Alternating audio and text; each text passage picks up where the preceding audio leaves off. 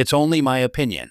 The Underdogs rise on General Hospital, Young and Restless, Days, and B&B. Rooting for the underdog is a soap opera staple. Carolyn Hinsey looks at how this is playing out in current story on General Hospital, Young and Restless, Days of Our Lives. Beyond the Gates and Bold and Beautiful. From Willow going after Drew on GH to Ted courting Shanice on BTG.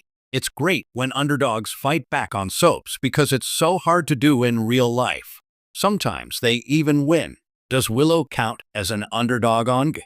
She had a rough start, raised in the sexually violent Dawn of Day cult by her loony and illegally adoptive mother Harmony. We met her as a meek teacher in 2018, grieving the child she had given up for adoption in a bereavement group with Michael, whose baby had died. That baby turned out to be Wiley. About 1,000 things happened after that, leading up to Willow getting sucked into an affair with her husband's Uncle Drew, losing her kids, and finding out Drew had sex with her bio-mom, Nina, just before Willow was slated to marry him. In my book, that makes her an underdog. Did Willow take her revenge too far by shooting the vile Drew? Of course. But GH cleverly telegraphed that Willow was losing it when she broke into the Quartermain mansion to mess with Michael and Sasha's baby so that Sasha would leave town. No one knows for sure she did that, Michael suspects, but it was a good heads up for viewers that all was not right with angelic Nurse Tay. After being acquitted, thanks to Alexis, even though she knew Willow did it, the newly freed woman jabbed a syringe into Drew's neck to mimic the symptoms of a stroke. It worked. Lucas. Drew suffered a major ischemic stroke affecting his motor and language centers. Kai. What does that mean? Willow, starting to cry. Drew's stroke was severe. A full recovery is unlikely. Elizabeth. I'm so sorry. Willow collapsed in Elizabeth's arms, wailing so loud they could hear her sobbing in Beecher's corners. That girl is fully committed to the bit. Do Drew's despicable actions justify Willow's actions? Not in a court of law or in a church pew, but based on the reactions around Port Charles. She's good. Ava to Trina. Don't worry about Drew. Heaven won't take him, and hell is full. Even Nina felt she had to remind Willow that she doesn't actually love Drew after her daughter's Emmy-worthy sobs at the hospital. Nina, you only married him to prove your innocence and get your children back. Don't turn your sympathy into forgiveness. Willow, I just want to make sure my husband gets the treatment he deserves. Mission accomplished. Nurse Ratched. B&B Sheila, on the other hand, does not count as an underdog. You can't kidnap, shoot, set fire to, and slash or murder all the people Sheila has, and then be all, boo-hoo, my husband's kids don't like me. Sheila, maybe we could have a moment to talk. Geek. About. Sheila, how much your dad and I love each other. Why? People don't talk like that, not even people desperate to hang on to their partners. Sheila's insistence on how committed she and Deacon are to each other just makes her look needy and sad, which she should be. She outkicked her coverage on that marriage and is delusional if she ever thought Deacon's kids were going to be okay with their dad marrying a murderer. Steffi, we both know what Sheila is capable of. What? People don't talk like that, not even people desperate to hang on to their partners.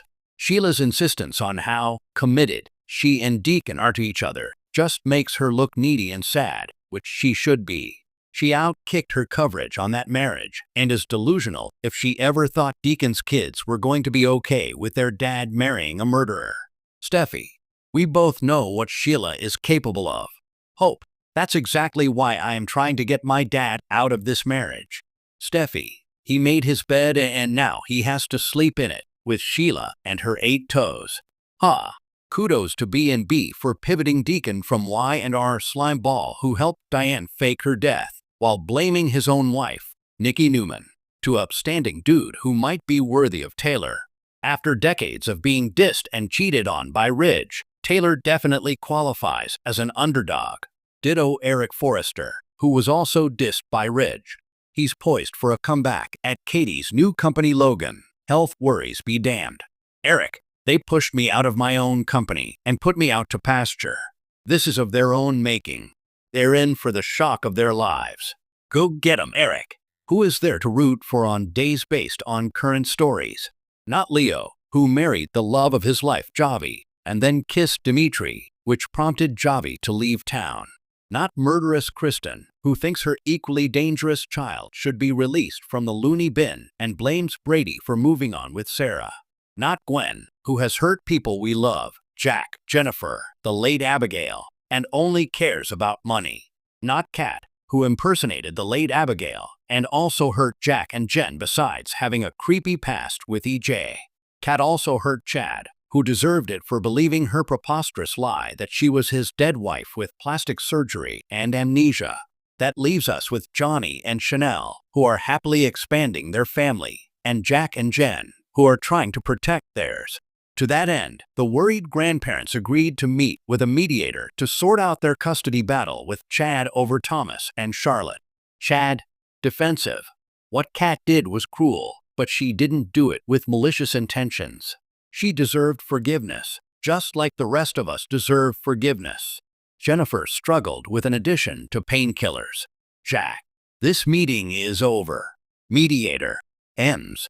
Devereaux's addiction is relevant to who is fit to have custody. The meeting went downhill from there, rolling through Chad's lies about never seeing Kat again, Thomas getting hit by a car, Chad's kidnapping, etc. Jack and Jen finally agreed the kids could stay with their dad as long as 1. Kat is out of the picture and 2. They have heavy visitation. All good, right? Wrong. Thomas. Dad lied about Kat before. How do we know he won't do it again? Billy Abbott was fired from Chancellor by his own mother, but the Y&R Scion is getting a second chance thanks to Kane's takeover of Newman Enterprises and its subsidiaries. Billy's loved ones think it's a bad idea because he's making a go of his new company, Abbott Communications, with Sally, and revenge never works out for Billy. Jack, this is about proving your mother wrong. You're still stinging about Jill's betrayal. Billy, I don't care about that right now. Kane is trying to make up for past mistakes. Jack, you're more focused on proving people wrong than doing what is right. Do the right thing. For Jack, that meant saying no to the Chancellor job, which he thinks rightfully belongs to Nikki, who has been running the company well since Victor took it over. Billy, of course, took the gig. In the end, this story comes down to real people with real feelings trying to indeed do the right thing. Nick, how you doing? Nikki, not great. Every day at Chancellor has been like spending the day with Catherine. I hate that I've let her down.